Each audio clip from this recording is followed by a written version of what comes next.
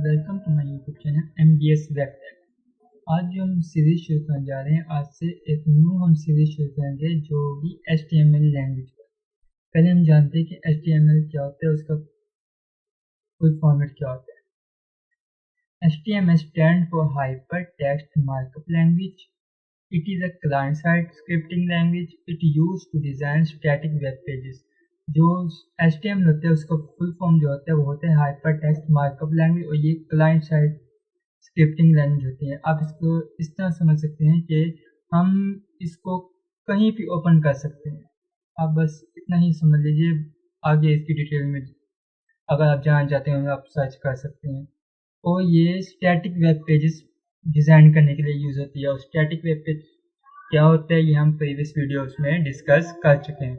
और इसकी जो एक्सटेंशन होती है वो होती है HTML, यानी कि हम अगर HTML की कोई फाइल क्रिएट करेंगे उसको जो एक्सटेंशन हम देंगे वो देंगे .html। जैसे कि आपने वीडियोस में देखा होगा .mp4 उसकी एक्सटेंशन होती है। अगर MP3 की बात की जाए तो उसकी एक्सटेंशन होती है .mp3। अगर इमेजेस की बात की जाए तो उसकी होती है एक्सटेंशन होती है .png jpg। इस तरह जो है HTML की जो एक्सटेंशन होती है वो होती है .html। अब आगे चलते हैं। इसके लिए जो एडिटर यूज़ किए जाते हैं वो ये है। पहले है नोटपैड, जो कि नोटपैड जो होता है ये हर एक विंडो में होता है। और इसके बाद जो है नोटपैड प्लस प्लस, ये नोटपैड से थोड़ा सा एडवांस होता है। इसमें हम जो भी कोडिंग करते हैं वो थोड़ी कलरफुल होती है। इसके बाद सबलिम है, विजुअल स्टूडियो कोड है, एडोबी ड्रीमवीवर है, और भी ऐसे बहुत से सॉफ्टवेयर हैं जो कि कोडिंग करने के लिए यूज़ कर सकते हैं। और जो हम इस सीरीज़ में नोटपैड सिंपल जो होता है हर एक विंडो में होता है, यही हम यूज़ करेंगे। हम कोई और सॉफ्टवेयर इंस्टॉल नहीं करेंगे। अब हम एक फ़ाइल क्रिएट करने सीखेंगे कि हम किस तरह HTML की फ़ाइल क्रिएट कर सकते हैं। आपने सिंपली क्या करना है, आपने वो अपना फ़ोल्डर खोल लेना है जहाँ पे आपने अपनी फ़ाइल क्रिएट करनी है। तो उधर जाके, जैसे कि मैंने ये लेक्चर 1 पे खोल लिया है, आप उधर जाके सिंपली राइट क्लिक करेंगे। उस फ़ोल्डर में जाके सिंपली राइट क्लिक और न्यू पे जाके ये नीचे लिखा हुआ है टेक्स्ट डॉक्यूमेंट, इस पे आप क्लिक कर देंगे। तो जो भी फ़ाइल है उसे बन जाएगी, उसे आप ओपन कर लेंगे।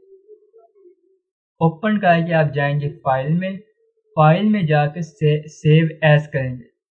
सेव एज करने के बाद आप इधर अपना कोई भी नेम दे सकते हैं, कुछ भी दे सकते हैं। मैं इसको दे रहा हूँ नेम कुछ भी।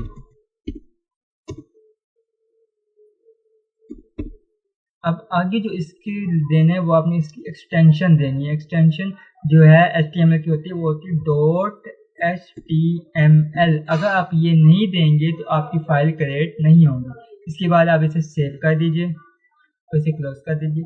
अब देख सकते हैं कि यहाँ पे हमारी एक फाइल क्रिएट हो गई जो कि ब्राउज़र की शक्ल में मैंने मेरे लैपटॉप में जो है